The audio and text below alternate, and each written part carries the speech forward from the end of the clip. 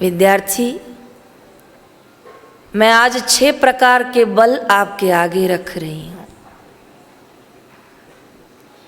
पहला बल बड़ा साधारण सा बल है, लेकिन वो भी दिनचर्या में अवश्य है,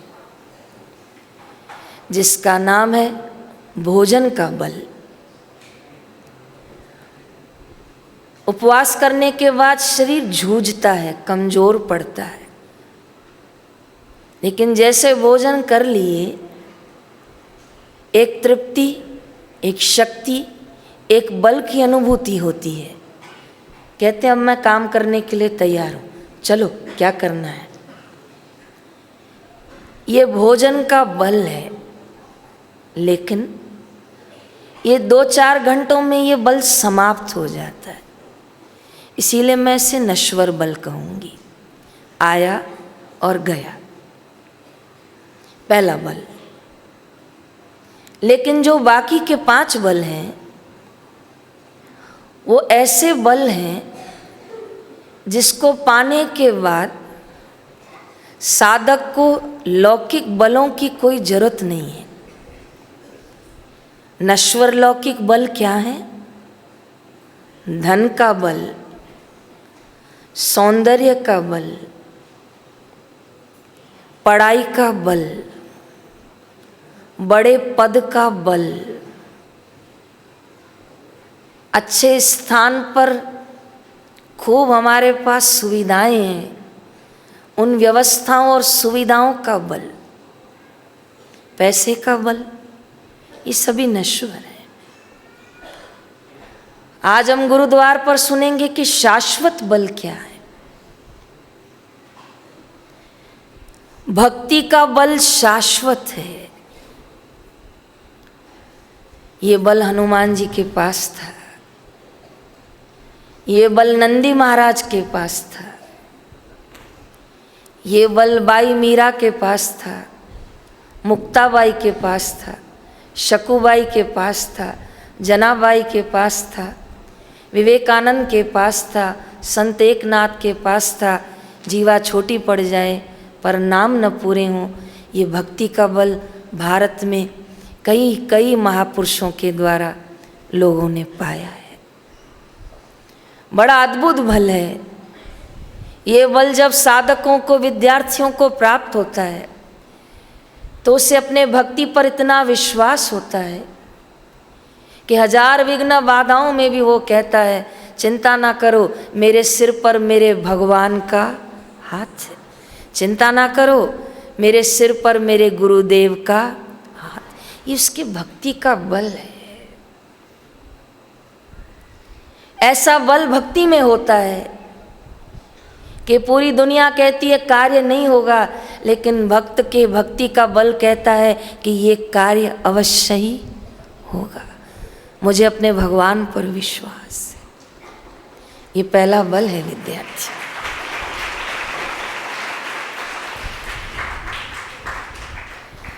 दूसरा बल जरूर कहूंगी, आत्मबल। इसकी महिमा जितनी पूज्य बापू जी ने गाई, शायद ही किसी ने गाई। पूज्य बापू जी ने साहित्य की रचना की, जिसका नाम ही रखा पुरुषार्थ परमदेव। आत्मबल। मैंने पूज्य बापू जी के वचनों से सुना कि एक यात्री का मनोबल, आत्मबल इतना मजबूत था कि जब टीसी ने टिकट मांगी तो इसने कागज का टुकड़ा दिया, लेकिन इतना आत्मबल मजबूत था कि टीसी उस पर टिक करके चला गया। इसको कहते हैं आत्मबल। विद्यार्थी, ये जो शिविरों का आयोजन पूज्य श्री करवाते हैं, करते हैं, कभी पूज्य बापू जी के गहराई से देखो तो यही है कि जो मनुष्य कमजोर दुर्बल बन के बैठा है, उसके आत्मबल का विकास हो। एक स्थान पे पूज्य श्री का सत्संग था। इतनी बरसात पड़ गई कि बैठने के लिए भी बड़ी दिक्कत आई, लेकिन सभी साधकों ने, सेवाधारियों ने मिलकर उस स्थान पर बापूजी जब तक आए ऐसी मिट्टी डाली, ऐसी प्लास्टिक बिछाई, ऐसी व्यवस्था करी कि बापूजी ने आकर उनको शाबाश दी कि इतनी बरसात के बाद ऐसी व्यवस्था। ये आत्मबल का विकास था। जो सेवाधारी थे उनके अंदर ये बल था कि क्या पता बापू दोबारा कब आएंगे, करो व्यवस्था, लोगों को लाभ मिलना चाहिए। उनका आत्मबल जीत गया और वर्षा ऋतु के द्वारा किया गया नुकसान एक और ठहर गया। ये आत्मबल होता है विद्यार्थियों। ये बल ओमकार के गूंजन से, ओमकार के जप से खूब विकसित होता है। लेकिन ओमकार के दाता, ओमकार का मंत्र देने वाले सतगुरु की दृष्टि पड़ जाए तो भी यह आत्मबल विकसित हो जाता है। 4 दिन पहले हमारे बीच में एक बच्ची ने सायंकालीन संध्या में बोला था, ज्ञाप्ति बहन उनका नाम था, बच्चियों ने देखा होगा। वो बच्ची पंजाब की रहने वाली है। एक दिन बापूजी ने उनको आदेश दिया कि आप हैदराबाद पहुंचो। कहाँ पंजाब और कहाँ हैदराबाद, दक्षिण। उनके पिताजी ने कहा बापूजी मैं छोड़ने आ जाता हूँ। तो बापूजी ने कहा नहीं, कोई छोड़ने नहीं आएगा, खुद जाएंगी। तब पूज्य बापूजी ने उनके अंदर ऐसा उत्साह भरा कि क्या बात है, क्यों नहीं आओगी, बिल्कुल चलो, अकेली मजबूत दृढ़ता से चलो।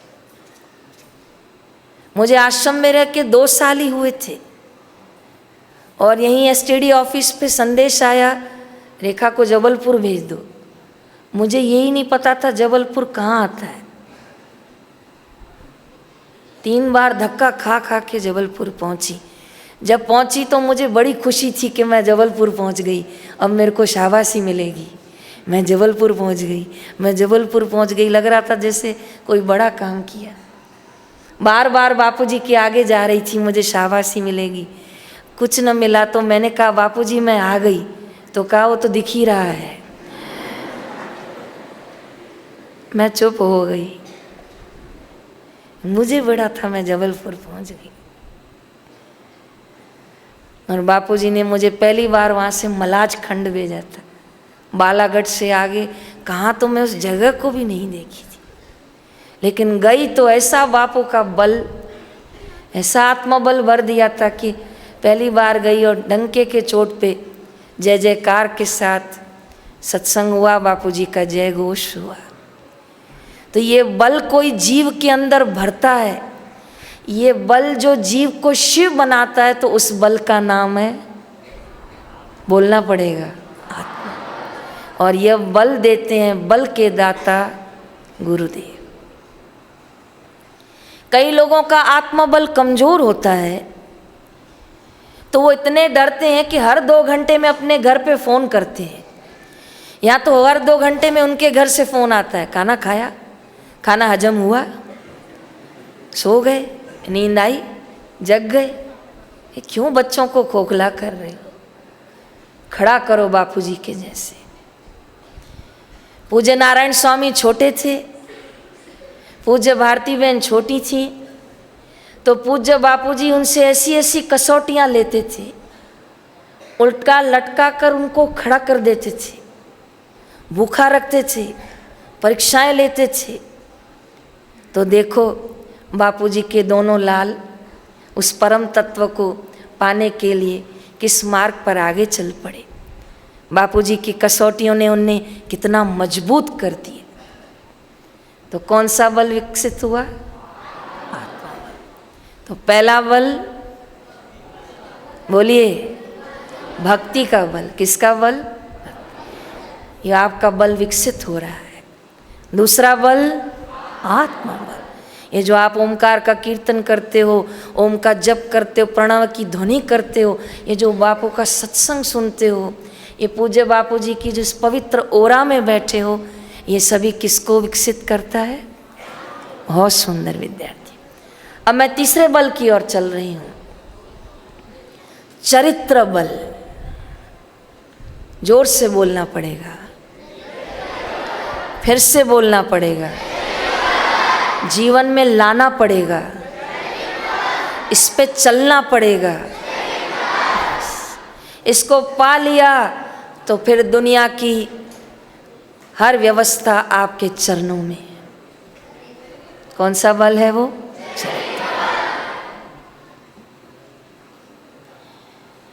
विद्यार्थी, आज तक जिनका भी नाम इतिहासों में स्वर्ण अक्षरों में लिखा गया, अगर उनके जीवन चरित्र का मूल खोजा जाए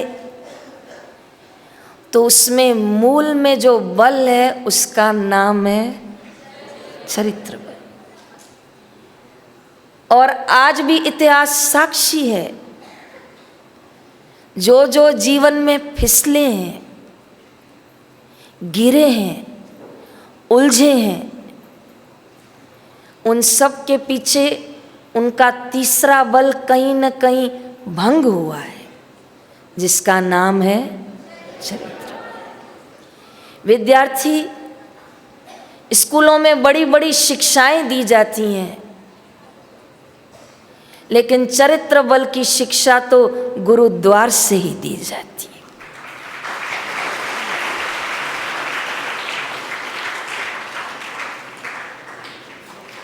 मेरा निवेदन स्वीकार कीजिए मेरी बच्चियां, मेरी बहनें, कि नारी की वेशभूषा, नारी का श्रृंगार, नारी का व्यवहार ऐसा होना चाहिए कि कोई उसे देखे तो प्रणाम करने का भाव उसके हृदय में आना चाहिए। ये चरित्र का बल है। मैं अपने प्यारे छोटे भाइयों को भी कहना चाहूंगी, चरित्र बल हो तो भैया लक्ष्मण जैसा हो, शिवाजी महाराज जैसा हो, भीष्म पितामह जैसा हो, स्वामी विवेकानंद जैसा हो। भैया राम लक्ष्मण जी को भाभी के माँ सीता के गहने दिखा के कहते हैं, तुम पहचान लो सीता के गहने हैं कि नहीं।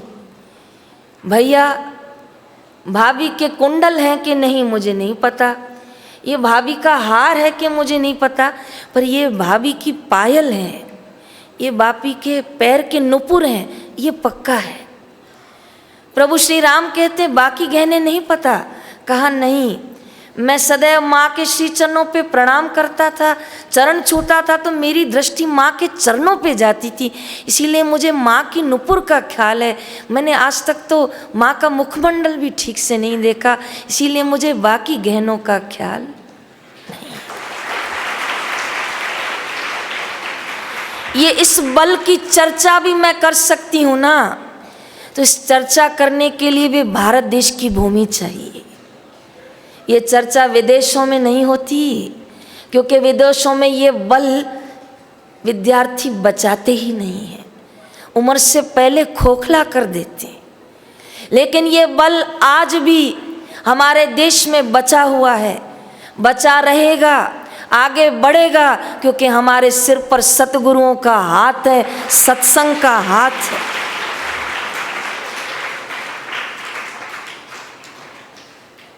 पहला बल भक्ति का, जरूर पाना प्यारों, नहीं तो जीवन अधूरा रह जाएगा। दूसरा बल, हो खोखले बन जाएंगे ये ना होगा तो।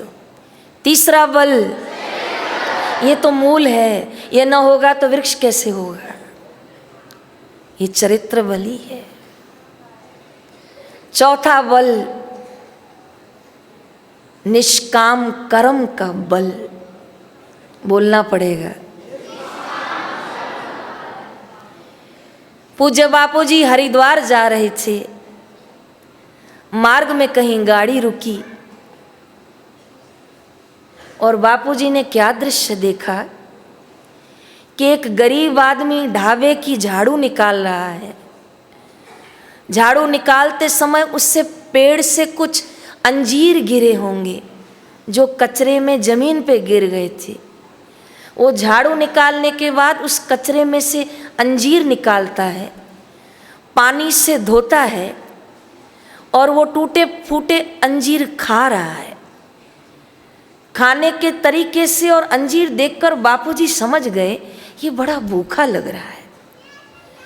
गुरुजी प्रेम से उसके पास गए और कहे, भोजन खाओगे?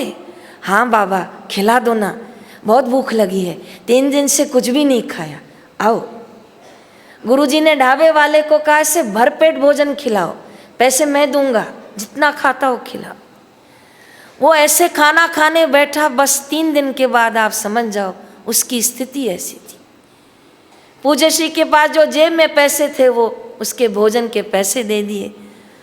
पूज्य श्री ने अपने अनुभव में, अपने वचनों में बताया कि जब तक मैं गंगा जी पहुंचा, मेरे हृदय से आनंदमय भजन, भक्तिमय गीत, मैं सोचूं अभी तो गंगा आई भी नहीं, इतना आनंद कैसे छलक रहा है।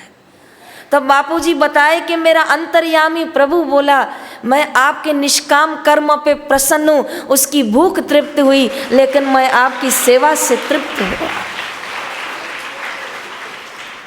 विद्यार्थियों, कभी आपका जन्मदिन होना तो गलती से भी रात को होटल में खाना खाने मत जाना। गलती से भी दोस्तों के साथ केक काटने का कार्यक्रम मत रखना, लेकिन माँ को कहना, माँ आज हलवा और पूरी बना, आज छोले और पूरी बना। जो घर के पीछे छोटी बस्ती है ना, आज मैं वहाँ जाके पूरी छोले खिलाऊंगा। जब आप उन्हें गरम गरम छोले पूरी हलवा खिलाएंगे और कोई छोटी बापूजी की बाल संस्कार की पुस्तक दे के आएंगे, कोई पेन और कॉपी उन बच्चों को दे आएंगे, तो मैं समझूंगी कि चौथा बल आपको प्राप्त हुआ, निष्काम कर्म करने का। मेरी जीवा छोटी, समय छोटा, लेकिन ये कर्म इतना विशाल है कि मानो चादर का एक छेड़ा खींच लिया तो पूरी चादर आ जाती है। जिसके हाथ में निष्काम कर्म आ गया, उसके जीवन में सभी दैवी संपदा के गुण स्वतः आ जाते हैं। इसीलिए 4 साल से पूज्य श्री जोधपुर में विराजमान है, लेकिन बापू का निष्काम किया हुआ कर्म आज भी रंग ला रहा है। सभी विद्यार्थी अनुष्ठान कर। 5वां और अंतिम बल, क्या कहूँ, हृदय भर रहा है। यह है सतगुरु की कृपा का बल। ये बल आ गया तो ये जो आगे के 4 बल बताए हैं ना, ये आपको भेंट में मिल जाएंगे। लो, ले ले। ये वो बल है जिसने शिवा को छत्रपति शिवाजी बना दिया, ये वो बल है। जिसने नरेंद्र को विवेकानंद बना दिया, ये वो बल है। जिसने शबरी बीलण को भक्त शबरी बना दिया, ये वो बल है। जिसने आसूमल को साईं आशाराम बना दिया, ये वो बल।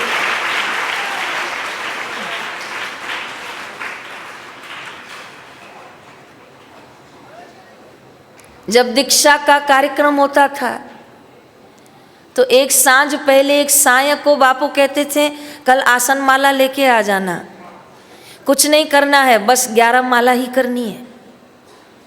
देखिए गुरु कैसे अपने जगत में प्रवेश करवाते हैं। सभी साधकों को यही पता है कि 11 माला ही तो करनी है, चलो।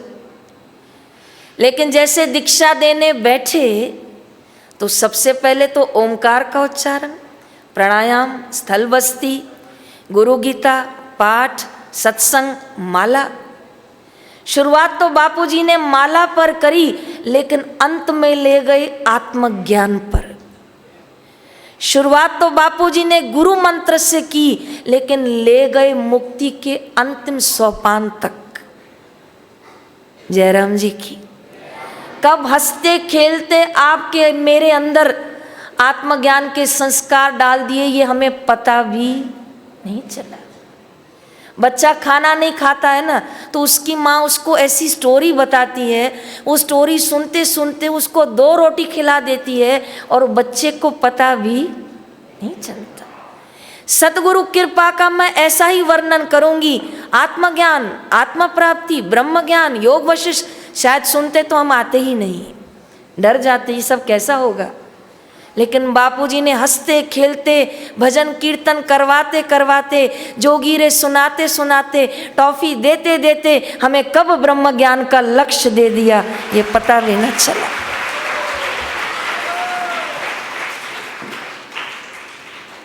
इसका नाम है सतगुरु की कृपा। 5वां बल गुरु कृपा, सभी बलों का मूल, सभी गुणों का मूल, सभी सद्गुणों का मूल।